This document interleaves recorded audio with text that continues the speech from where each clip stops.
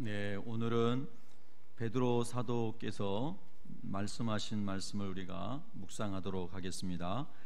베드로전서 5장 1절부터 6절까지 저희가 교독을 하였습니다. 베드로전서는 1장부터 5장까지 이렇게 기록이 되어 있는데요. 사도 베드로가 서기 64년 이후에, 즉 네로 황제가 이제 통치하던 시대를 일컫습니다. 그때에 소아시아에, 지금의 터키 지방에 세워졌던 교회들에 있는 그 성도들에게 보낸 편지입니다. 극심한 박해를 받고 있었습니다. 예수님을 믿는다는 것이 결코 쉽지 않았고요. 쉽지 않은 정도가 아니라 살아남기 어려운 정도로 힘든 그런 시대였습니다. 그래서 많은 시련을 겪으면서, 고통을 겪으면서 과연 우리가 예수님을 믿을 만한 가치가 있는가, 내 생명을 걸고서 예수님을 믿을 만한 예수의 신앙의 가치가 있는 것인가, 이런 것을 이제 자기 삶을 걸고 질문해야 되는 그런 이제 상황이었죠. 그래서 정말 예수님을 내가 생명을 걸고 믿을 만한 가치가 있다라고 예수님을 발견한 사람들은 기꺼이 순교의 대열에 참여를 하게 되었습니다. 그러나 예수님을 그렇게 만나지 못한, 나의 구주로 만나지 못한 사람들은 배도의 길로 가게 되었죠. 기독교 역사를 보면 하나님께서 모든 민족에게 복음이 증거되면 우리 예수님 오신다고 그러셨는데요, 그 기독교 복음의 구원의 역사 속에 어떨 때는 하나님께서 한 민족을, 또는 한 지역을, 또는 한 교회를 순교의 제물로, 순교의 값으로 하나님이 받으시는 때가 있었습니다. 우리 한국 기독교 역사만 해도 한 교회 전체 안에, 교회 안에, 예배당 안에 성도님들을 다 가둬놓고 밖에서 문을 다 못질하고 다 불로 태워 한꺼번에 화형시키는 이러한 일도 우리나라에도 있었습니다. 제암리교회 같은 교회 여러분 너무 잘 아시죠? 그렇게 하나님의 구원의 역사 속에 때로는 아주 많은 사람이 화형을 당하기도 하고, 또 큰 대로변에 십자가형에 처해져서 예수 믿는 사람이 다 못 박혀서 죽어있고 독수리의 밥이 되는, 이런 비참하게 죽어가는 그런 시대도 있었습니다. 오늘 우리가 살아가고 있고 우리가 살고 있는 대한민국은 예수님 믿으면 그렇게 십자가에 못 박히지 않고 불에 태워져 죽지 않습니다. 환난이 없죠. 그래서 우리의 신앙은 그 시대의 환난을 통과했던 성도들과 비해서 훨씬 더 연약할 수도 있습니다. 우리가 고백은 하나님 앞에 그 시대보다 훨씬 더 화려한 언어로 고백을 하고 많은 음악을 동원해서 하나님을 찬양한다고 하지만, 그러나 진정 깊이 있는 신앙은 고난의 시대를 살았던 우리 믿음의 선조들이 훨씬 우리보다 믿음이 더 강했으리라고 생각을 해봅니다. 물론 여러분 중에 지금 주님의 이름을 위해서, 주님의 말씀을 위해서 목숨을 바칠 만한 믿음이 있으신 분들도 계시겠죠. 여러분, 오늘 이 성경의 배경은 그런 것입니다. 그냥 쉽게 예수님을 내가 믿습니다, 안 믿습니다, 이런 정도가 아니라 자기 생명을 걸고 얘기해야 되는 때였지 않습니까? 그런 시대에 많은 배도자들이 생겨났습니다. 그때에 이제 하나님께서 사도 베드로에게 영감을 주시고 이 말씀을 써서 보내라. 그리고 끝까지 그들이 믿음을 지키고 영광스러운 소망 가운데 승리할 수 있도록 그리스도인들을 격려해라. 이런 말씀이 베드로전서 아니겠습니까? 그리고 베드로전서를 통해서 그렇게 격려를 하셨지만 많은 그리스도인들이 그럼에도 불구하고 환난을 견디기가 너무 힘드니까요. 여러분, 환난이란 말 자체도 좀 으슥하지 않습니까? 너무나 힘드니까 또 어려운 그런 상황들 속에서 배도하는 일들이 생겼죠. 그러니까 베드로 후서를 또 기록해서 그들에게 또 보냅니다. 그리고 죽기에는 하루가 천년 같고 천년이 하루 같은 이 사실이 잊지 말라. 예수님이 반드시 오신다고 하셨기 때문에, 재림하신다고 하셨기 때문에 여러분 반드시 믿음을 지키고 견뎌내야 됩니다 하고 또 강조하며 보낸 편지가 베드로 후서입니다. 여러분, 어쩌면 우리는 하나님의 구원의 역사 속에 많은 선교학자들도 얘기하듯이 아주 미말에 끝부분에 있다라고 그렇게 생각을 합니다. 마태복음 24장 14절에 보면 모든 민족에게 복음이 증거되면 그제야 끝이 오리니, 즉 예수님께서 재림하신다고 말씀하셨습니다. 여러분도 예수님 재림하실 것을 믿으십니까? 예, 확실히 믿으세요? 그 구원의 역사, 하나님의 구원 계획과 선교의 역사 속에 아주 마지막 부분에 선교가 완성돼가는 마지막 부분에 와 있다고 말합니다, 선교학자들이. 그리고 성경에 나오는 예수님 말씀하시는 징조들에 대해서도 그런 징조들이 확연하게 드러나는 시대가 지금 시대다라고 수많은 사람들이 이야기를 합니다. 예. 저는 여러분들에게 이런 말씀을 드리는 것이 꼭 우리 시대가 이런 시대이기 때문만이 아니라, 사실은 사도 바울이나 사도 베드로나 예수님을 직접 만나고 직접 예수님의 말씀을 들었던 사람들은 마치 그 시대에, 자기 시대에, 아니 그 날에 예수님이 그렇게 오실 것처럼 믿고 살았습니다. 그래서 그런 종말론적인 신앙을 가지고 살았기 때문에 어떠한 어려움이 와도 그 하나님 나라에 있는 산 소망으로 인해서 환난을 이길 수가 있었죠. 예, 오늘도 베드로 사도를 통해서 하나님께서 베드로전서 1장에서 시작하는 말씀이 바로 그 산 소망에 대한 이야기였습니다. 여러분, 우리가 소망이라는 말을 많이 하지 않습니까? 그런데 그 소망에는 두 가지 소망이 있습니다. 이 세상에서 여러분과 제가 일반적으로 사람들이 생각하고 있는 바라는 것, 소망이죠. 예, 뭐 프롬이라는 사람이 인간은 그런 꿈을 먹고 산다고, 희망을 먹고 산다고 얘기하지 않습니까? 소망이 있어야지 이 세상에서도 인간적으로도 뭔가 전진할 수 있겠죠. 그런데 그 사람들이 만들어 놓은 소망은 이 세상에서 있다가 지나가는 것인데, 또 그 소망마저도 누릴 수 없도록 핍박하고 박해하는 사람들이 이 세상 가운데 많이 있고, 또 신앙적으로 보면 예수 믿는 사람에게는 더 많은 핍박이 있었고 지금도 다른 나라에서 있습니다. 다시 한번 상기시켜 드립니다. 우리는 지금 오늘 너무나 좋은 환경에서 예배를 드리고 있지만 이슬람 지역에서 지금도 수많은 그리스도인들이 순교당하고 있습니다. 북한 땅에서도 수많은 사람들이 고통 가운데 숨어서 예배를 드리거나 잡히면 죽습니다. 이렇게 우리가 지금 예배드리고 있는 이 아주 복되고 어떻게 보면 이런 상황과 상관없이 하나님의 구원 계획 속에서 수많은 사람들이 순교를 당하면서도 믿음을 지켜가고 있다는 것입니다. 여러분, 우리가 아무리 편안하고 평안하게 살고 있을지라도 이런 하나님의 구원의 계획 속에 있는 역사들은 기억하고 살 수 있기를 원합니다. 그리고 그렇게 순교당하는 수많은 사람들을 위해서 기도할 수 있기를 원합니다. 아멘. 어쩌면 우리에게도 그런 때가 올지도 모르겠지만, 그러나 그것은 하나님만이 아시는 것이죠. 그래서 우리가 이런 하나님의 구원 계획 속에서 보면 전 세계적으로 일어나고 있는 그런 많은 일들, 환난을 당하고 순교를 당하고 또 반대로는 배도하고, 이런 일들이 지금 일어나고 있는 것을 보고 살아가고 있다는 것입니다. 그러니까 이 말씀은 남의 말씀이 남에게 주신 말씀이 아닙니다. 오늘 우리에게도 하나님이 그대로 주시는 말씀인 줄로 믿습니다.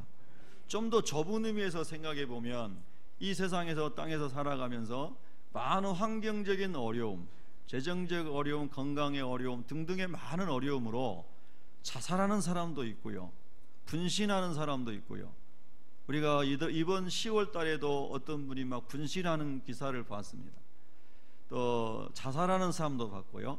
많은 어려운 환경 속에서 사람들이 소망을 잃어버리는 것을 보고 있다는 뜻입니다. 자, 이런 시대 가운데 하나님 우리에게 주시는 메시지는 뭘까요? 악한 자들 하나님 다 멸해 주십시오. 로마 사람들을 다 멸해 주십시오. 이 세대 가운데에서 악한 일을 행하는 사람들을 다 심판해 주십시오. 이것이 답일까요? 예, 그것도 어느 부분에서는 하나님께서 응답하실 수 있는 부분이 있으실지 모르겠습니다. 제가 하나님이 아니기 때문에. 그러나 하나님께서는 그런 모든 환경 속에서 우리가 이길 수 있는 비밀을 사도 베드로를 통해서 오늘 알려주기를 원하시는 겁니다. 여러분, 그것이 무엇입니까? 여러분, 베드로전서 이제 1장을 여러분이 펴보시기 바랍니다. 자, 베드로전서 1장 3절과 4절을 읽겠습니다. 시작. 우리 주 예수 그리스도의 아버지 하나님을 찬송하리로다. 그의 많으신 긍휼대로 예수 그리스도를 죽은 자 가운데서 부활하게 하심으로 말미암아 우리를 거듭나게 하사 산 소망이 있게 하시며 썩지 않고 더럽지 않고 쇠하지 아니하는 유업을 있게 하시나니 곧 너희를 위하여 하늘에 간직하신 것이라. 아멘. 거기 3절에 나오는 소망은 산 소망이다, 이렇게 구별해서 기록하고 있습니다. 우리가 땅에서 육의 정욕을, 육의 것을 위해서 세워놨던 소망들은 살아있는 것 같으나 죽은 소망이 되고 궁극적으로 없어지는 소망이 되고, 또 우리가 열심히 해도 아까 외부적인 그런 핍박과 환난 속에서 그걸 누리지 못하는 경우들도 많이 생겨서 어려움 가운데 있는 분들을 보게 됩니다. 근데 오늘 성경에서 하나님께서 베드로를 통하여 그 시대의 그리스도인들에게 주시고자 했던 말씀은, 여러분 안에는 여러분을 핍박하는 사람들이 가지고 있는 세상적인 소망이 아닌 다른 소망이 여러분에게 있습니다. 그 소망이 산 소망이라는 것인데, 그것이 여러분 무엇입니까? 예수 그리스도를 죽은 자 가운데서 부활하게 하심으로 그분을 믿는 여러분에게 거듭나게 해서 새로운 산 소망을 주신 하나님의 자녀가 되고, 그리고 하나님 나라의 소유권자가 되고 하나님 나라에서 영생을 얻는 이 산 소망을 주신 것이 여러분에게 주신 하나님의 소망이 아닙니까? 하고 말씀하고 있는 것입니다. 이 말씀은 그 시대의 그리스도인들에게 뿐만 아니라 오늘 저와 여러분에게도 하나님께서 말씀하시는 줄로 믿습니다. 여러분이 가지고 계시는 소망은 정말로 예수 그리스도 안에 있는 산 소망이신지요? 4절에 보면 썩지 않고 더럽지 않고 쇠하지 아니하는 유업을 있게 하시나니, 이 말씀은 그 당시에 그리스도인들에게, 여러분 보십시오, 여러분을 핍박하고 압박하고 괴롭히는 사람들 많은 것을 소유하고 많은 유업을 가지고 있지 않습니까? 그러나 그들의 유업이라고 하는 것은 다 썩어질 것입니다. 더러운 것입니다. 쇠하여 없어질 것입니다. 땅에만 있다가 없어질 것입니다. 그런데 여러분이 예수님 안에서 가지고 있는 유업은 썩지 않는 것입니다. 더럽지 않는 것입니다. 쇠하여지지 않는 것입니다. 그것은 하늘에 간직하고 있는 것입니다. 할렐루야 하면서 그들이 살아가는 목적, 그들의 삶의 유업, 그들의 소망이 어떤 것인지를 다시 사도 베드로를 통해서 하나님께서 일깨워 주기를 원하시는 것입니다. 우리가 하나님을 믿고 하나님 나라를 소망하며 살아간다고 하면서도 하나님 나라에 대한 소망이 늘 우리 생각에 거기 있는 게 아니고, 우리 마음속에 항상 하나님 나라가 있는 게 아니고, 여러분 땅의 일에 생각과 마음을 송두리째 다 넘겨주고 살아갈 때가 있지 않습니까? 그래서 많은 사람들이, 많은 그리스도인들이 우리가 예수님을 믿는다고 하면서도 소망 없는 사람처럼 절망하고 소망 없는 사람처럼 분신하고, 지난번에 분신하신 분도 그리스도인이라는 보도를 봤습니다. 물론 얼마나 힘들고 얼마나 고통스러우면 순간적으로 그 감정을 잘 이기지 못해서 안타까운 그런 행동을 하셨겠죠. 그렇지만 정말 우리가 하나님의 산 소망 안에서 늘 그 산 소망을 누리고 있다면, 그러면 우리가 이 땅 가운데 거하면서 만날 수 있는 많은 환난도 어려움도 이 산 소망으로 인하여 이길 수 있지 않겠습니까?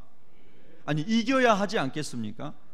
세상을 이기는 것은 이것인데, 너희의 힘이고 너희가 가지고 있는 재물이고 너희가 가지고 있는 건강이고 너희가 가지고 있는 백그라운드가 아니라 너희가 가지고 있는 믿음이니라 그랬습니다. 세상을 이기는 것은 너희의 믿음이니라. 할렐루야. 우리가 가지고 있는 많은 세상적인 것들이 어느 순간에 다 사라질 수 있는 것이지만, 예수 안에 있는, 우리 안에 있는 산 소망은 없어지지 않는 영원한 소망인 줄로 믿습니까? 아니, 여러분 그런 믿음을 가지고 계십니까? 그런 믿음이 있을 때야만이 우리가 세상을 이길 수 있는 것입니다. 제가 지난 주간에도 미국의 경제 동향에 대하여 미래를 전망하는 12개 그래프로 발표된 것을 읽어본 적이 있습니다. 미국의 앞으로 어떻게 될 것인가 경제 지표를 12개의 그래프로 여러 가지를 발표한 걸 봤는데요, 거기 보면 희망적인 게 하나도 없습니다. 달러 가치는 폭락하게 될 것이고, 나중에 뭐 달러는 무용지물 될 것이고, 다른 화폐를 만들게 될 것이고, 뭐 등등 그런 것입니다. 예, 세상은 성경에 말씀하신 대로 갈수록 어려움 가운데 들어갈 것입니다. 제가 얘기하는 게 아닙니다. 성경에 말씀하신 겁니다. 예수님 오실 때가 다가오면, 예수님 다시 오실 때가 다가오면 반드시 경제적으로도 어려워진다고 그랬습니다. 성경 읽어보셨죠? 예. 그렇기 때문에 그런 때가 언젠가는 올 것입니다. 그런데 그런 때가 온다고 할지라도 여러분의 소망은 어디에 있는 겁니까? 여러분의 소망이 어디 있죠? 하나님 나라에 있다는 것입니다. 예수님께 있다는 것입니다. 천국에 있는 것이죠. 그래서 산 소망을 가지고 있는 사람은 환경의 변화에 상관없이 여전히 하나님 안에서 이기는, 믿음으로 이기는 사람이 된다는 비밀을 지금 베드로를 통해서 하나님이 알려주시고자 하신 것입니다. 바로 그 시대가 그런 시대였다는 것이죠. 핍박받는 시대, 재산을 몰수당하는 시대, 토굴로 쫓겨가는 시대, 목이 잘려나가는 시대, 그런 시대였다는 겁니다. 소망 없는 시대였습니다. 그런데 바로 그 세대에 그들에게 하나님 말씀하시는 겁니다. 여러분에게는 산소망이 있습니다. 여러분이 가산을 다 뺏겼지만 여러분의 진정한 유산은 하늘에 간직되어 있습니다. 할렐루야. 이거를 계속 말씀해 주시는 겁니다. 여러분, 너무 두려워하지는 마십시오. 제가 여러분에게 막 두렵게 하려고 이 말씀을 드리는 건 아니지 않습니까? 우리는 예수님 안에서 늘 평안하고 기쁨으로 사셔야 됩니다. 그러나 어떠한 그런 환경들이 올지라도 정말로 산 소망을 하늘에 간직한 사람들은 흔들림 없이 하늘의 소망 가운데 전진한다는 것이죠. 그 놀라운 비밀을 그들에게 알려주고 싶었던 것입니다. 여러분, 우리 예수님은 반드시 다시 오실 것입니다.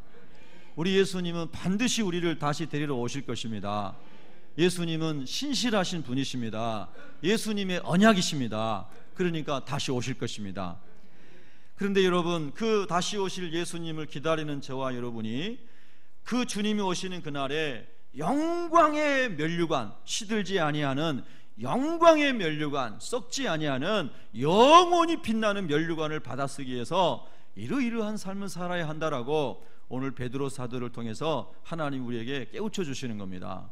그러면 우리가 성경의 몇 군데를 좀 보도록 하겠습니다. 여러분, 성경 베드로전서 1장 15절을 보시기 바랍니다. 15절을 같이 읽겠습니다. 시작. 오직 너희를 부르신 거룩한 이처럼 너희도 모든 행실에 거룩한 자가 되라. 아멘. 여러분 생각해 보십시오. 그 시대에 거룩하지 못한 사람들에 의해서, 악한 방법으로 권력을 잡은 사람들에 의해서, 그런 아주 포악한 사람들에 의해서 너무나 많이 짓눌려 있는 그리스도인들에게 그렇게 말하는 것입니다. 오직 여러분을 부르신 거룩하신 하나님처럼 여러분도 모든 행실에 거룩한 사람이 되십시오. 이 말씀은 얼마나 지키기 어려운 말씀입니까? 그들 주변에는 정말 이리처럼 그들을 죽이려고 하는 사람만 막 드글드글하고 있는데 말입니다. 득실득실 하고 있는데 그들을 향하여 여러분을 부르신 하나님 아버지처럼 거룩한 삶을 사십시오, 이렇게 말하는 것은 얼마나 여러분 지키기 힘든 말이냐 말입니다. 그런데 여러분, 하나님 그렇게 말씀하시는 겁니다. 우리가 악한 자들과 더불어, 악한 세력과 더불어, 마귀의 세력과 더불어 고통 가운데 있을 때에 우리가 어떻게 이길 수 있는가? 그것은 그들의 방법으로 대항하는 것이 아니라 하나님의 거룩함으로 서 있는 것이 승리하는 것이라고 말씀하시는 겁니다. 여러분, 그래서 지난번에도 제가 말씀드린 것처럼 많은 그리스도인들이 이슬람적에서 화형을 당하면서 그렇게 잿더미가 돼서 마당에 널브러져 있습니다. 화석처럼. 그래서 사람들이 질문한단 말입니다. 하나님 돌아가셨습니까? 하나님, 예수님을 믿는 사람들이 왜 꼭 저렇게 죽어야만 합니까? 저들도 칼을 들고 총을 들고 좀 대항하면 안 되겠습니까? 그러면 좀 몇 명이라도 살아남을 수 있지 않겠습니까? 그리고 악한 무리들이 없어지지 않겠습니까? 이렇게 우리가 반문할 수 있는 사람들이 있을 수 있다는 말입니다. 그런데 하나님은 거룩한 방법으로, 거룩함으로 서 있으라고 말씀합니다. 여러분, 죽는 것 속에도, 순교 속에도 하나님의 계획이 있음을 말씀하시는 것입니다. 그러니 여러분, 이렇게 하나님을 믿는 것이 얼마나 좁은 길입니까? 얼마나 힘든 길입니까? 그래서 예수님 따라가는 길은 자기를 부인하라고 하였습니다. 여러분, 오늘도 저와 여러분이 정말 하나님 나라에 산소망이 있는 사람들이라면 또 한 번 자기를 부인할 수 있는 은혜가 있기를 축복합니다. 주님이 인도하시는 길이라면 제가 기꺼이 자기를 부인하고 거룩함으로 주님을 따라가겠습니다. 이런 엄청난 신앙 고백이 선물로 있기를 축복합니다. 할렐루야. 그래서 산소망을 가진 사람들은 거룩할 수 없는 상황 속에서도 모든 행실 속에 거룩하라 이렇게 말씀하시는 겁니다. 그 시대의 사람들에 비하면 우리는 훨씬 조건이 좋다고 생각합니다. 2장으로 넘어가겠습니다. 그 거룩한 삶을 살기 위해서 우리가 어떻게 거룩한 삶을 위하여 나아가야 되는가 하는 것입니다. 2장 2절을 읽겠습니다. 2장 1절 2절 시작. 그러므로 모든 악독과 모든 기만과 외식과 시기와 모든 비방하는 말을 버리고 갓난 아기들같이 순전하고 신령한 젖을 사모하라. 이는 그로 말미암아 너희로 구원에 이르도록 자라게 하려 함이라. 아멘. 모든 종류의 악한 일들과 사람을 속이는 기만과 그리고 두 마음을 가지고 있는 외식과 시기와 비방이 그 시대의 사람들에게 늘 통하는 것이었지 않습니까? 그래서 그런 것을 잘하는 사람들이 권력을 잡고 그런 것을 잘하는 사람들이 많은 사람 위에서 군림하던 시대가 바로 AD 64년 5년 바로 그 네로 황제의 시대 아닙니까? 그런데 그런 시대 속에서 그리스도인들에게 하나님이 요청하시는 것은 너희들은 갓난 아기들 같이 순전하고 신령한 젖, 하나님의 말씀이죠. 하나님의 말씀을 사모하라 이렇게 말씀하고 있습니다. 여러분, 믿음으로 이 말씀을 받아들이실 수 있으시겠습니까? 정말로 이건 믿음이 아니면 받아들이기 어려운 말씀입니다. 하나님, 우리의 환경이 이렇게 힘든데 하나님, 이런 상황 속에서 우리가 하나님의 말씀만 그렇게 맛있게 이렇게 하나님의 말씀만 읽고 묵상하면 답이 나오는 것입니까? 라고 반문하는 사람들에게 여전히 하나님께서 맞다, 하나님의 말씀을 너희가 사모하고 묵상하고 말씀 안에 있어라. 그러면 내가 너의 영혼을 보호하고 인도할 거야. 이게 하나님의 대답이라는 것입니다. 여러분, 믿음으로 아멘 하실 수 있겠습니까? 정말로 그래서 오늘 우리 시대는 더 우리가 한 사람 한 사람이 하나님의 말씀을 사모해야 합니다. 말씀을 열심히 읽어야 합니다. 예, 여러분도 아마 오늘 새벽에 깨우시고 말씀을 읽으셨을 겁니다. 저도 4시 반에 일어나서 성경 말씀을 열심히 읽었습니다. 그리고 기도하고 예배를 준비한다는 게 뭐 예배 형식을 준비하는 게 아니고요, 마음으로 주님의 마음의 은혜를 담는 그런 예배 시간을 이제 서재에서 이렇게 가졌습니다. 그런데 얼마나 그 시간이 행복한지 모릅니다. 제가 자주 간증드리지만 여러분, 그 시간이 참 행복한 시간입니다. 하나님 말씀을 고요히 읽다 보면 제 안에 더러운 것들이 막 발견이 됩니다. 하나님의 말씀이 현미경으로 저의 약한 부분들을 다 드러냅니다. 그래서 회개하게 됩니다. 또 하나님의 은혜를 구하게 됩니다. 그래서 하나님의 말씀으로 거룩하여 지민이라, 이 말씀이 생활 속에서 체험이 되어지게 되죠. 여러분, 그래서 거룩한 삶을 살려면, 거룩한 방법으로 하나님 앞에 있으려면 순전하고 신령한 젖인 하나님의 말씀을 사모하라 이렇게 말씀하시는 겁니다. 할렐루야. 여러분, 하나님 말씀을 정말 사모할 수 있기를 축복합니다. 어저께 우리 새가족 성도님들하고 이제 우리 기독교 순교자들 묘가 있는 거기에 이제 견학을 갔었습니다. 우리 어떤 성도님께서 두 자녀를 이 유모차에 이렇게 태워서 오셨습니다. 그래서 이제 같이 아이를 돌봐주다가 이제 그 묘지를 돌아볼 때는 이렇게 오르막길도 있고 그래서 제 아내랑 저랑 아이를 돌봐주기로 하고 이제 우리 성도님 거기 견학을 가셨습니다.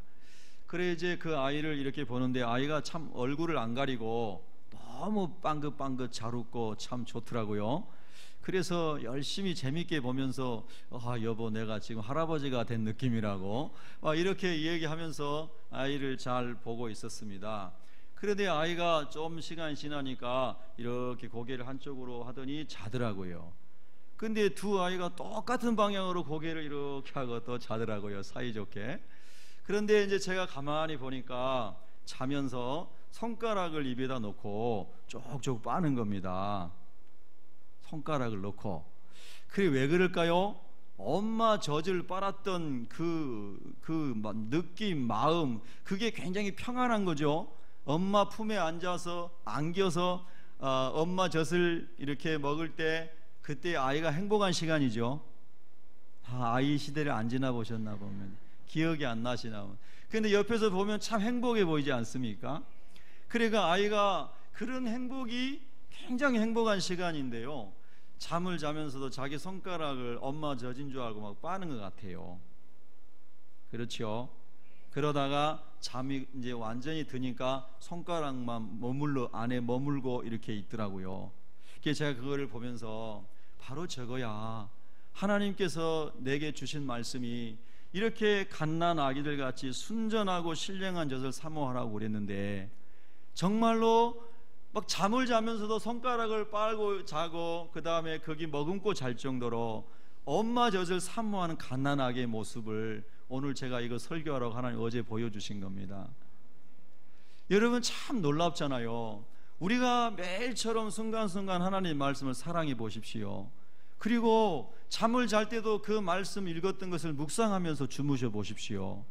아멘. 그러면 우리가 점점 거룩해지고 하나님이 원하시는 삶을 살아가게 되고 산 소망이 더욱 분명해지는 그러한 신앙생활을 할 수 있게 될 줄로 믿습니다.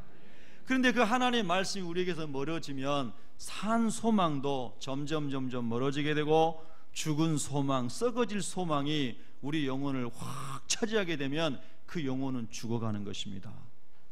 그래서 오늘 하나님께서 우리에게 산 소망을 붙잡기 위하여 말씀을 사모하라고 또 그렇게 권면하시는 것입니다. 자, 여러분 2장 5절을 한번 읽겠습니다. 2장 5절 시작. 너희도 산 돌같이 신령한 집으로 세워지고 예수 그리스도로 말미암아 하나님이 기쁘시게 받으실 신령한 제사를 드릴 거룩한 제사장이 될지니라. 아멘. 거기 산 돌은 4절에 보면 예수님이라고 그랬습니다. 예수님이 산 돌이시고 예수님 같이 예수님 닮아가는 신령한 집으로 세워져야 한다고 우리에게 권면하시는 겁니다. 여러분과 저의 신앙생활의 중요한 목적 중에 하나가 신령한 집, 예수님 닮은 신령한 집으로 내 영혼을 가꾸는 그것이 되기를 축복합니다. 아멘. 여러분 전혀 다른 메시지를 지금 주시고 계시는 겁니다. 지금 그 시대의 그리스도인들에게는 빨리 이 환난 가운데서 우리를 건져주세요. 우리가 이것을 피할 수 있는 것을 알려주세요. 여기에 대한 답을 좀 주세요. 그것이 그들 가운데서 빨리 요청되는 긴급한 기도였을 것입니다. 그런데 우리 하나님께서는 그게 아니야, 너희는 예수님처럼 신령한 집으로 지어져 가는 것이 더 중요하다. 여러분 이것도 믿음으로 아멘 하실 수 있으시겠습니까? 예? 할렐루야. 정말로 가치관이 하나님께 집중된 것을 설명해 주는 것입니다.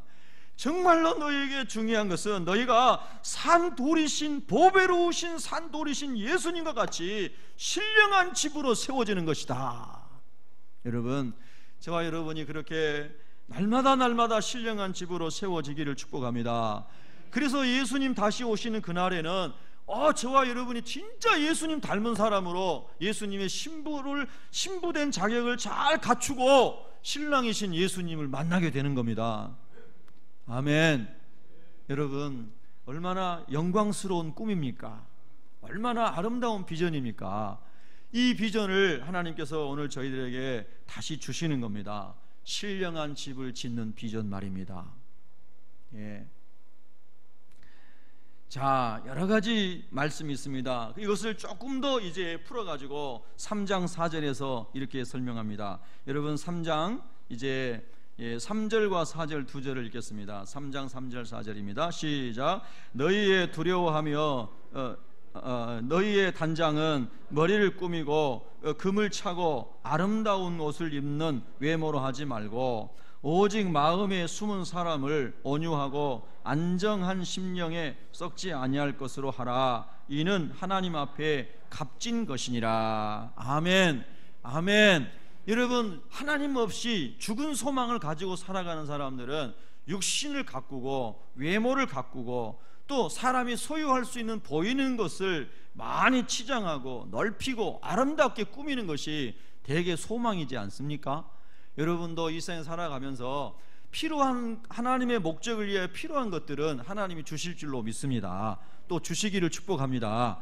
그러나 그것 자체가 목적이 돼서 그것을 단장하고 머리를 꾸미고 금을 차고 아름다운 옷을 입는 외모로 하지 말고, 이 말씀이 제가 어제인가 어디 이렇게 페북에서요 어떤 분이 이렇게 사진 올려놓은 것을 봤습니다. 어떤 분하고 두 분이, 한 남자분하고 여자분이 찍은 사진입니다. 그래서 제가 그 여자분을 딱 보고 첫 번째 딱 받았던 인상이 혹시 이분이 무속인이 아닐까 그런 생각을 했습니다.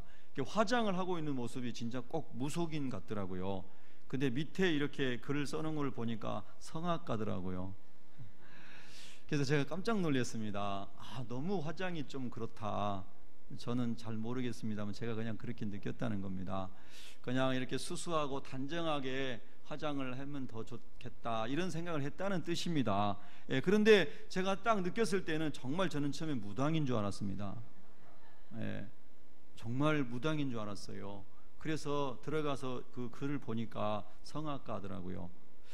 여러분, 우리가 이제 성악을 하시는 분, 여기 우리 교회는 모르겠습니다만은 이렇게 좀 더 공작처럼 꾸미려고 그런 부분도 있겠지만, 그러나 그냥 수수하게 이렇게 꾸미고 뭐가 더 잘 꾸며져야 된다는 겁니까? 여러분 이제 거기 보십시오.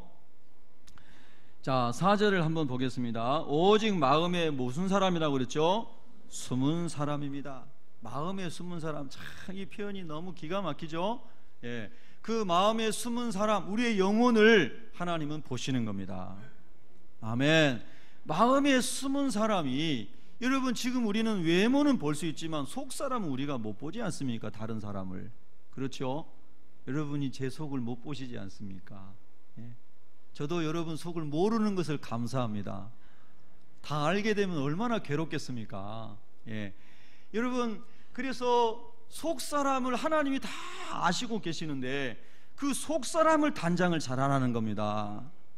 아멘.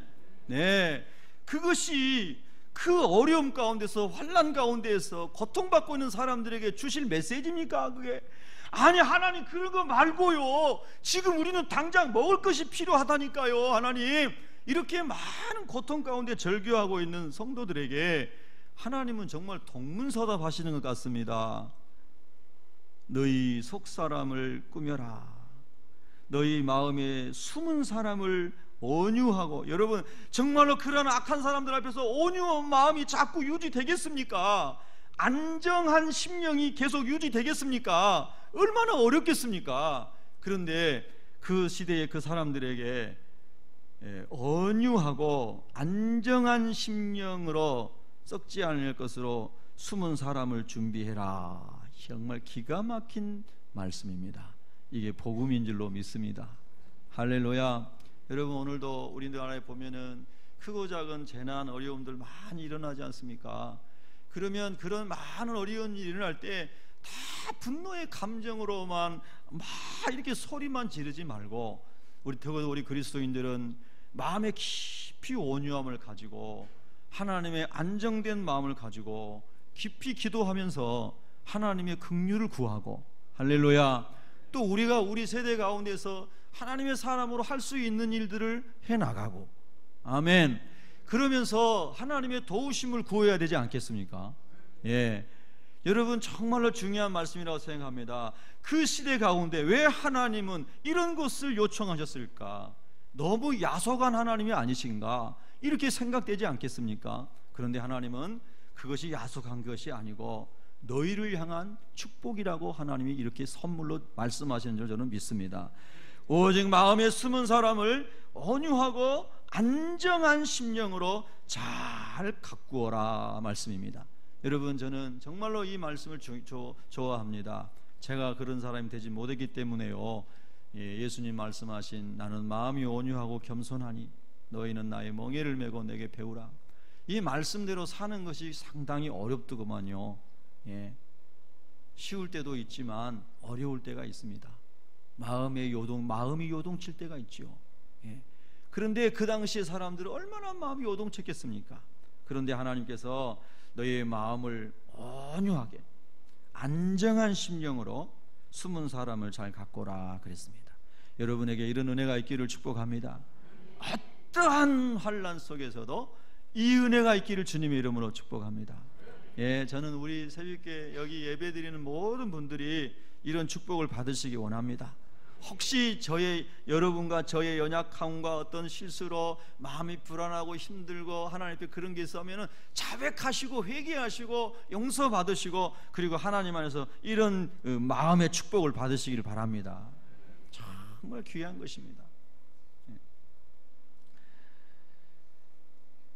묵상할 말씀이 너무나 많습니다. 그러나 여러분, 이제 시간이 제약됐으니까요, 3장 15절을 보시기 바랍니다. 3장 15절이요.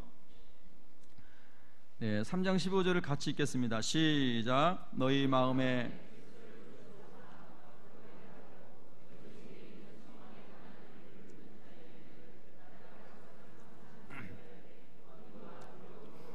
아멘.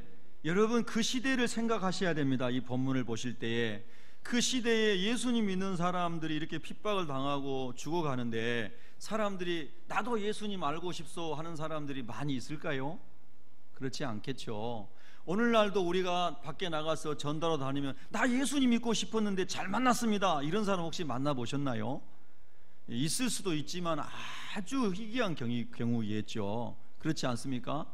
그래서 지금은 내 믿음을 지키기도 어려운 그런 시대였는데, 그런데 하나님은 베드로 사도를 통해서 이렇게 말씀하시는 겁니다. 너희 마음에 그리스도 예수님을 주님으로 삼아서, 주인으로 삼아서 너희를 거룩하게 할 뿐만이 아니라 너희 속에 있는 소망, 너희가 그렇게 고난을 받으면서도 예수님 내 구주, 예수님 나의 주님, 예수님이 내 생명, 내 산 소망은 예수님 안에 있습니다, 이렇게 고백하면서 너희들이 죽어가는 것을 보면서 너희 주변에 있는 이웃에 있는 불신자들이, 이방인들이 도대체 당신 안에는 어떠한 소망이 당신으로 하여금 그렇게 죽어갈 수 있게 합니까?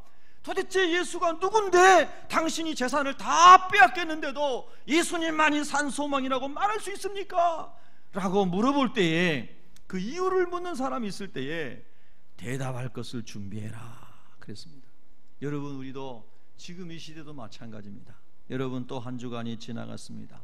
지나간 한 주간 동안에 여러분의 입술을 통하여 예수님을 증거하셨는지요?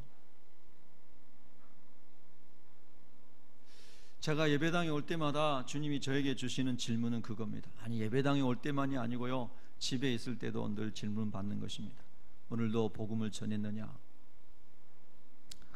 그렇게 많은 고통 가운데서 도저히 복음을 얘기할 수 없는 상황 속에서도 너희의 마음에 있는 소망에 관한 이유를 묻는 사람이 있을 거야. 너를 죽이는 사형 집행관이 혹시 물어볼 수도 있어. 바울과 실라의 감옥에서 그들이 구원을 받았던 것처럼 말입니다. 그럴 때에 여러분은 대답할 것을 준비하고 계십니까? 그것이 예수님을 기다리는 그리스도의 신부들이 가지고 살아가야 되는 거라는 겁니다. 저도 지난 주간에 복음을 전할 기회가 있었습니다. 그래서 열심히 예수가 그리스도이심을, 예수님께서 우리의 죄를 담당하시고 십자가에 죽으시고 죽은 지 사흘 만에 부활하시고, 예수님만이 부활하셨고 부처님도 공자님도 소크라테스도 인간이기 때문에 다 죽어 흙으로 돌아갔지만 예수님은 하나님이시기 때문에 부활하신 겁니다. 예수님이 부활하신 것은 예수님이 하나님인 것을 증명하는 것입니다. 그러면서 열심히 복음을 전했습니다. 그때 복음을 전할 때 얼마나 행복하던지요. 너무나 행복했습니다. 내가 예수님의 피의 증인으로 살아가는 거 얼마나 행복한 것입니까?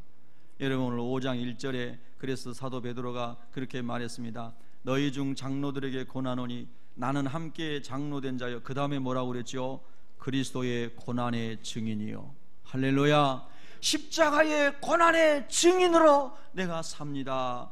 장차 나타날 영광에 참여할 자입니다. 이렇게 자기 정체성을 고백하고 있습니다. 여러분, 오늘도 하나님은 저와 여러분에게 이것을 준비하라고 말씀하시는 줄로 믿습니다. 여러분, 예수님을 증거하십시오. 예수님이 그리스도이심을 전하십시오. 그리고 그것을 간증하십시오. 그래서 그 은혜가 계속해서 확장되어 서로 하나님의 은혜 가운데 거하도록 하시기를 축복합니다. 그렇게 이제 말씀을 하셨습니다. 정말로 그들의 육신의 상황과는 전혀 다른 말씀들만 하시는 것 같지 않습니까? 4장 11절을 보겠습니다. 4장 11절을 같이 읽겠습니다. 시작. 만일 누가 말하려면 하나님의 말씀을 하는 것 같이 하고 누가 봉사하려면 하나님이 공급하시는 힘으로 하는 것 같이 하라. 이는 범사의 예수 그리스도로 말미암아 하나님이 영광을 받으시게 하려 함이니 그에게 영광과 권능이 세세에 무궁하도록 있느니라. 아멘. 할렐루야. 이 말씀 또 보십시오. 만일 누가 말하려면, 여러분과 제가 많은 말을 하고 살아가시지 않습니까? 특별히 저는 목사니까 더 많은 말을 하게 되는 것 같습니다. 그런데 그 말을 할 때마다 하나님의 말씀을 하는 것 같이 하라는 것입니다. 즉 하나님께서 우리의 입술을 사용하셔서 하나님께서 말씀하시고자 하시는 것을 하나님의 뜻을 따라 하나님의 목적을 이루기 위해서 하나님께서 하시는 말씀처럼 그렇게 말해라. 엄청난 말씀입니다. 할렐루야. 우와, 여러분, 제가 이렇게 산다면 제가 얼마나 빛된 삶을 살겠습니까? 오늘 여기 계신 여러분이 이렇게 사신다면 여러분 주변이 전부 천국이 될 것입니다.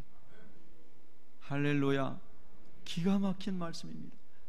그래서 옛사람, 옛날에 습관적으로 내게 배어 있는 것들이 나도 모르게 막 튀어나갔던 이런 부분들이 예수님을 주인 삼고 예수님 안에서 살아가려고 하고 하나님께서 말씀하시는 것이 말하려고 하는 자꾸 자기 절제를 하면서 근신을 하면서 하나님으로 하나님께서 저를 통하여 말씀하시옵소서 자꾸 그렇게 영적으로 깨어있다 보니까 이제 훈련이 되어가는 줄로 믿습니다.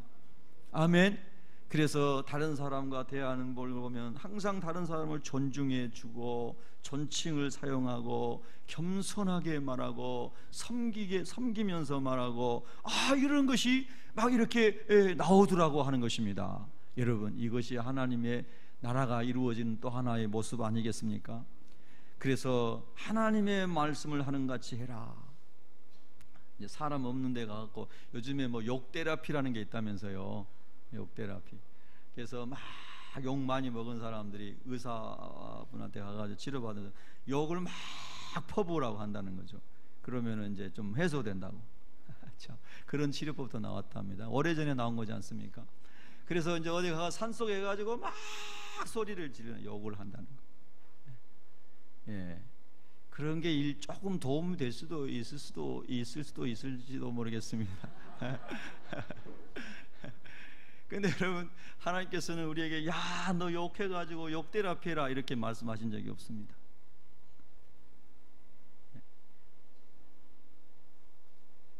하나님이 말씀하시는 대로 말하는 훈련을 하라는 것입니다. 악을 악으로 갚지 말고 악을 선으로 갚고 원수를 사랑하라, 용서하고 사랑하라. 하나님이 말씀하시고 싶은 말씀을 우리 입술을 통해서 하시고 싶으시다는 겁니다. 하나님께서. 아멘. 오, 할렐루야. 여러분, 억울하게 죽었던 그 당시의 교인들이 이 말을 들을 때 얼마나 힘들었겠습니까? 하나님, 나도 가끔씩은 소리 지르고 싶다고요. 막 하나님 앞에 항변하고 싶지 않았겠습니까?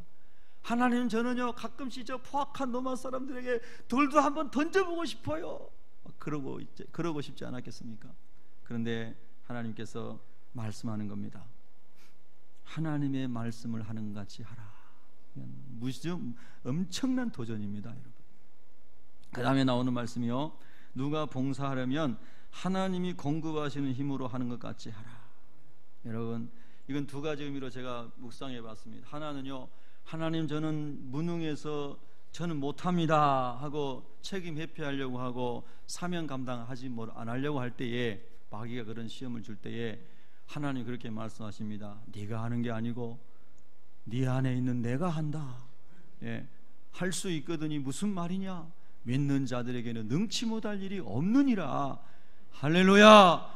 그러면서 하나님께서 내가 한다니까 너는 믿고 따라만 하라, 이렇게 말씀하실 때에 저와 여러분이 믿음으로 하나님께서 일하시는 것을 경험하게 될 줄로 믿습니다. 또 하나는 뭐냐면요, 그렇게 일을 맞춰놓은 다음에 우리가 이렇게 고백하는 것입니다.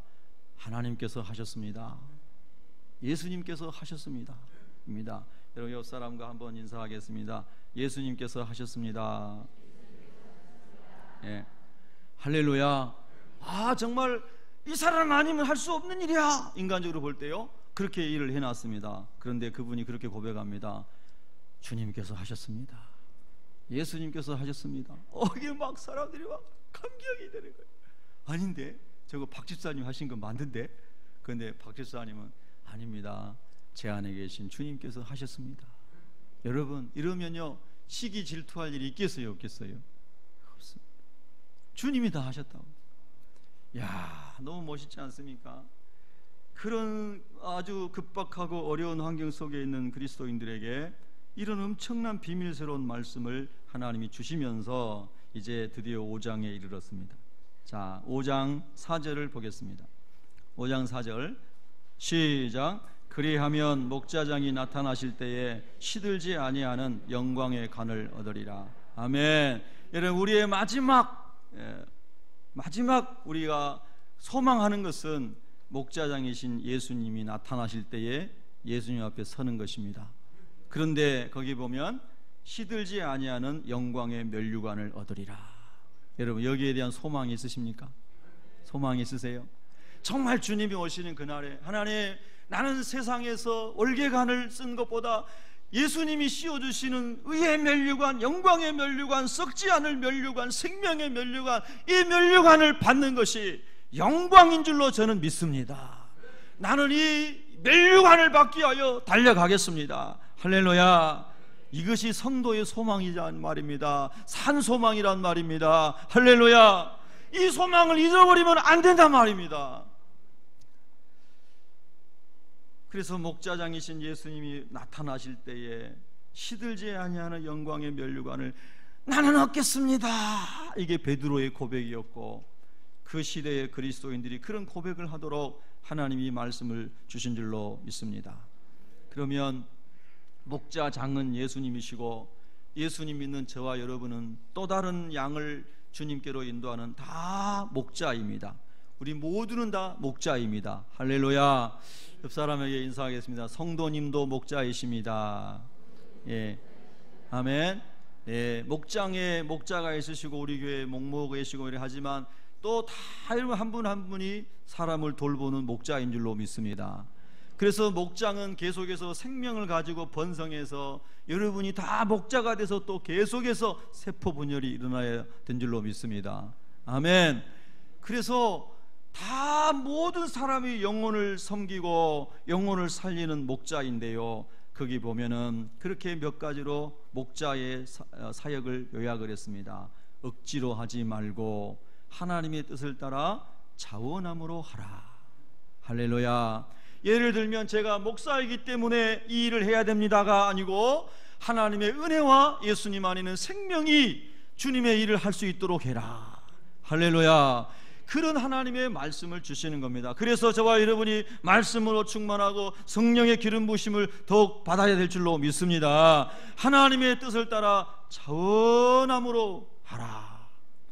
그 다음에 보면 더러운 이득을 위하여 하지 말아라. 이걸 뭘 하면 내가 무슨 뭐가 나올 것 같다, 내가 좀 더 인정받을 것 같다, 내가 뭐 할 것 같다, 이런 더러운 이득을 위하여 하지 말고 기꺼이 감사함으로 주님의 보혈에 은혜에 감격하여 주님을 섬기고 영혼을 돌보는 사람이 되라고 말씀하십니다. 그 다음에 나오는 것은 뭐냐면 맡은 자들에게 뭐라고 그랬죠? 주장하는 자세로 하지 말아라. 주장하는 자세. 내가 목사니까 이렇게 명령합니다. 내가 누구니까 이렇게 말합니다. 이렇게 주장하지 말라는 것입니다. 주장하실 수 있는 분은 하나님 외에는 안 계신 줄로 믿습니다. 하나님만이 주권자이시기 때문에 그렇습니다. 우리 성도들은 다 겸손으로 허리를 동이고 거기 성경에 나온 그대로 순종하고 다 서로 겸손으로 허리를 동여라. 믿습니까? 이렇게 신앙생활 하다가 다시 오실 주님을 만나라고 지금 말씀하고 있는 것입니다. 오늘 우리 교회의 모든 믿음의 선배 여러분, 저를 비롯하여 신앙생활 먼저 하신 여러분, 오늘 여기 사도 베드로를 통하여 주신 말씀처럼 좋은 목자가 되시고 좋은 본이 되시는 하나님의 사람들이 다 되시기를 축복합니다. 본이 되라 그랬습니다. 예배의 본이 돼야 됩니다. 기도의 본이 돼야 됩니다. 전도하는 데 본이 돼야 됩니다. 섬기는 데 본이 돼야 됩니다. 겸손한 데 본이 돼야 됩니다. 할렐루야. 그렇게 다 모든 사람이 그리스도 안에서 세워져 있을 때에 너무너무 아름다운 교회가 됩니다. 주님 원하시는 아름다운 가정이 됩니다. 믿습니까? 그 다음에 믿음의 후배들에게, 젊은이들에게, 다 어른들에게 순종하고 겸손으로 허리를 동이고 다 함께 섬기고 주님의 일을 이루어 가라고 권면하시는 겁니다. 여러분, 이런 게 천국이 아니겠습니까? 예. 여러분, 그런 교회 세워지기를 원하십니까? 여러분의 가정 그렇게 되기를 원하세요? 오늘 하나님 주신 말씀 그냥 순종하시면 됩니다. 여러분, 집에 가셔서요, 아내가 여러분을 위해서 밥을 준비했습니다. 그럼 여보, 오늘 너무나 밥이 맛있습니다. 정말로 수고 많았습니다. 이렇게 좀 격려해 주시고 칭찬해 주시기 바랍니다. 3층 밥을 지었어도. 그러면 이제 아내가 얘기를 합니다. 아니에요 여보, 제가 한 게 아니고 주님께서 하셨습니다. 남편이 막 열심히 일해가지고 와서 이제 가족을 섬기고 정말 수고해서 땀 흘린 열매로 여보 이번 달에 받은 월급이에요. 요즘엔 통장으로 들어가겠지만 하여튼 뭐 이렇게 얘기하면은 여보 당신 없으면 어떻게 우리가 살겠어요? 얼마나 밖에서 힘들고 고생이 많아요. 참 수고 많습니다 하고 발을 막 닦아주고 세스티에 물 떠가지고 이렇게 시원한 차도 가지고 오는데 남편이 주님이 하셨습니다. 제가 한 게 아니고 주님께서 하셨습니다. 여러분, 가정이 천국이 되겠죠? 맞나요? 예, 옆 사람에게 인사하겠습니다. 주님께서 하셨습니다. 예. 그렇게 좀 우리가 개인적으로 누리고 가정에서 누리고 교회에서 누리고 환경과 상관없이 주님의 은혜를 그렇게 누릴 수 있는 공동체, 주님이 오늘 우리에게 원하시는 줄로 믿습니다. 기도하겠습니다.